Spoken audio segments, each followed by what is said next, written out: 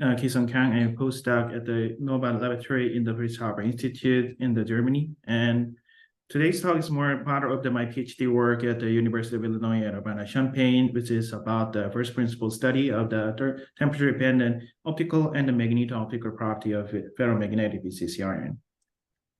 So we are interested in the temperature-dependent optical and magneto-optical spectra. And to answer the question how to characterize the magnetic order, so the most famous approach is using the optical response, which you can showing the femtosecond detections and the relatively easy tabletop settings in the experiments. So many people using this optical response to characterize the magnetic orders. And especially focus on the optical and magneto-optical effect, which is when we shine the polarized light on the magnetic medias, then the polarization of the reflected light is changed, so you can identify the domain structure and the orientation of magnetization of this magnetic medias. And then on top of that, we can also change the temperature of that, then it causes the change of the magnetic structures and also change of this kind of bulk signals. So you can observe the spin dynamics and some properties related to the exchange interactions, such as the critical temperatures. And this kind of measurement is popularly done by the pump probing measurement.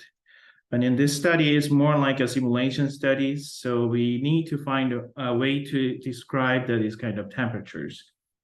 So to describe the temperatures, we adapt the three quasi-particle descriptions. Especially in magnetic materials, there is three quasi-particles engaged. One is the electron, the other one is the lattice vibration phonon, and the other one is the magnetic fluctuation magnons. And those are also can connect couple to each other. And normal DFT calculations are only encounters this kind of electron temperatures, which is implemented by this Fermi smearing using the Mermin DFT. So by controlling the occupation number of the electronic energy states based on the Fermi-Dirac distributions, then we can include the electron temperature by exciting the electrons up to the excited states, so changing the occupation numbers here. But it is obviously not enough to describe the whole temperature aspect. We need to include the lattice vibration and the magnetic fluctuation. So very first attempt happens recently by using the stochastic ZC samplings, which is to include this lattice temperatures. So by calculating this mean displacement over the different phonon, the modes, so we can create the big supercell with the one-shot, the perturbed supercell with the atomic displacements. In that case, by calculating these supercells, then we can calculate this lattice temperature with the electron phonon coupling effect. So we can count the lattice temperature in that case. And this project, we also wanted to include the magnetic temperature. So by taking a very analogous approach by using the atomistic spin dynamics. So by calculating the magnetic fluctuation using this spin dynamics approach with the exchange interaction from the DFT calculations, then we can create the perturbed supercell with the magnetic fluctuations. In this case, we haven't developed the one-shot calculation, so we need to create the many different snapshots to get an ensemble average of these magnetic fluctuations. And then by calculating that average, we can get this magnetic temperature with the electron-magnon coupling effect. And ultimately, we wanted to include all these three temperature aspects. So we create the perturbed supercells with the atomic displacement at the magnetic fluctuations, and also control this occupation number of the energy states. In that case, we can include all the aspects of the quasi-particles, and also electron-phonon coupling and electron-magnon couplings. Unfortunately, we cannot include this phonon-magnon coupling in our calculation, since these atomic vibrations and the magnetic fluctuation is independently calculated from the ground state. So this is the first results we can get from the house temperature included in our simulations by calculating the optical conductivity spectra of ferromagnetic BCC ion, one of the studied in the experiments. And this is the real part of the optical conductivity spectra, and this one is the imaginary part, and is a function of the photon energies. And this black solid line is DFT, ordinary DFT 0K calculations, and red solid line is the DFT, the at the 300K calculations. And all the markers are from the experimental result. And we obviously see some changes. So one is this positive value of the low photon energy range is corrected by the bump with the negative values, which shows a good agreement with the experiments. And also in the imaginary part, you do see that this kind of intraband through terms are also included in our calculation, which was missing in the 0K calculation. And also the peak redshifting happens after we include the temperatures. So we wanted to dig into these three phenomena, more details. So to understand the optical spectra change, we also need to understand how the electronic band structure change with the temperatures. So the first thing I calculate is the spin polarized electronic band structure. So the blue one is and red one is the majority and minority spin state at the 0K calculations.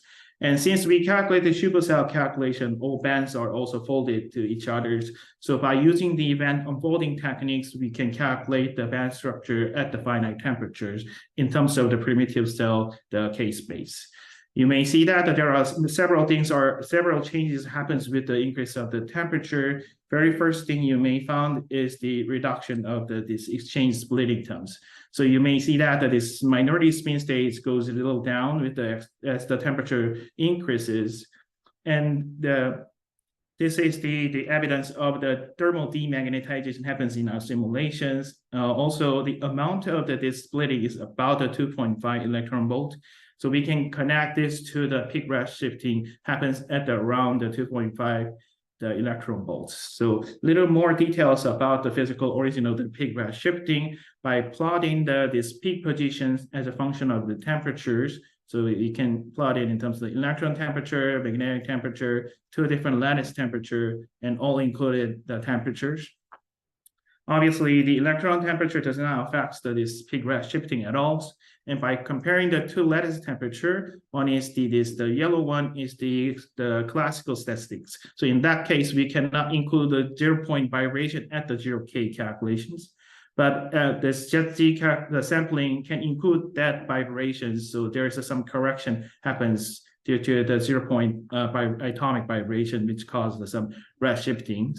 But after we include that 0-point vibrations, this lattice temperature impact is more or less small. So its redshifting is very small compared to the magnetic temperatures case, which is this obvious the redshifting happens. And this behavior is obviously affects this all-inclusive temperatures. So we can conclude that this peak redshifting is caused by the magnetic temperatures, which cause the thermal demagnetization, which means the reduced exchange splitting. So this can correct the T0K calculation to the 300K calculation, which shows a much better agreement with the experiments. But you may be curious about this Weber's result at the 4.2K. But they do also see this kind of the peak redshifting. So when you have this kind of the peak redshifting, and when you measure the optical conductivity change with the temperature excursion, then the Weber see this kind of the positive to negative sign change, which caused by this peak redshifting, since this left part become a positive and right part to become negative. So this kind of behavior we also see in our calculations. And when we have an all-inclusive temperature, we shows a relatively good agreement of the peak size in terms of these two peaks. So the evidence we found is the band renormalization along these areas. So you may see that the degenerate bands become spread out, which might be connected to these intra-band transitions. It shows a true term of the optical conductivity spectra here. There are two major contributions can happen in the optical calculations based on this equation. One is the joint density of states. Well, this is how the many energy states are contributed to the optical transitions. But when we change the magnetic temperature, also the all-inclusive temperatures case, we don't really see the large change of this joint density of state at the low frequency range, which is not related to the intraband transitions. But when we see that the other contribution, which is the optical transition matrix elements, even though we include a very small amount of the magnetic temperatures or the lattice temperatures, you see the large population change at the low frequency range, which is can explain why there is intraband transitions happen. Since these optical transitions are all forbidden by the symmetry at the ground state, but after we include the atomic vibration or the magnetic fluctuation, all symmetries are broken. So now all the optical transitions are activated. So that's how we capture the intraband transition here.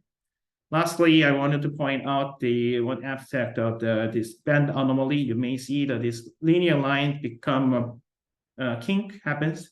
So this might be connected to the electron phonon and electron magnon coupling effect. So more details when we plot the band structures in here. And this orange line is the 0K calculation. And the color map of left side is only include the lattice temperature. Color map of the right side is when we include all temperatures together. And you may see that the kink here is the connect. In this case, the lattice is only included. So this is the electron phonon coupling effect. And when we include the magnetic temperatures, then there is another kink happens in here, which is the electron magnon coupling effect you see. And this white dotted line, the markers are the results from the photoemission spectroscopy. They also see this kind of kinks here. So we can think that our method can capture both electron magnon and electron phonon coupling effect in our calculation. And this also this effect is also shown in the much advanced method, which is the Green's function method solved by this GWT method. They also see this kind of the kinks in our calculation. But one thing we wanted to point out is that we just using the merely semi-local DFT calculations does not really require the GW level calculations. And also we also can include the spin-orbit coupling effect in our calculation, which is not included in GW plus T method. And last thing I want to show is the first order magneto-optical conductivity result. Our result shows a good agreement with the experiments. And after include the temperature, you see some kind of the signal decreasement happens. And this is related to the thermal demagnetizations. So I wanted to conclude my talk. So after we using this kind of supercell approach, we can include all three temperatures, and the peak redshifting is connected to the exchange splitting reduction. And this low signal frequency comes from the intraband transitions, and we can include the electron phonon and magnon coupling effects. That's all about my talks, and I'm happy to take any questions.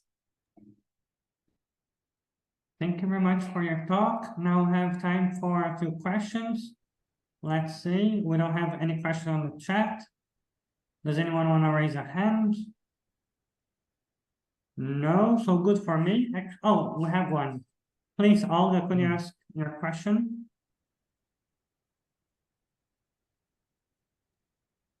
Okay, can you hear me now? Yeah. Okay. Yeah. Thanks a lot for the nice talk. Could you please maybe return to the slide when you compare when you illustrate the effect of a spin or shock correction, so to say? And I did not really get how does this correction affect the result? Yeah, this slide exactly. Yeah. Because you mentioned that it was not done before, yeah, as I understood. So in this case, we include the lattice temperatures and the magnetic temperature in our calculations. So in our supercells, there is some kind of atomic displacement, and the magnetic moments are tilted away from the ground state. So that kind of the perturbations can cause the electron band structures are a little changed from the original shape, which is the 0K calculation in these orange lines. And you see some kind of kinks happens in our bands. So these kinks are connected to how the electrons are coupled to this kind of the phonon or the magnons. So since without the magnetic temperature, you cannot see that kind of kink here. But in this case, there is a kink. Obviously, we can see here. So this kinks is also seen in the GW plus T method calculations when they explicitly include the electron magnon coupling in their calculation. And also in experiments, they also see this kind of kink. So we think that our method also can include this kind of coupling effect without any advanced method. Okay, yeah, thanks a lot. Okay, actually, I also have a quick question. So whenever you take these three different physics, the magnon, the phonons and the electrons, they have completely different frequency ranges. So you can consider them as mean fields, or how relevant are transient behaviors in these excitations. So these excitations only include the electrons case, because all the magnon and the phonons case is the very small photon energy cases. So in this case we only count the electron excitations to calculate the optical spectra here.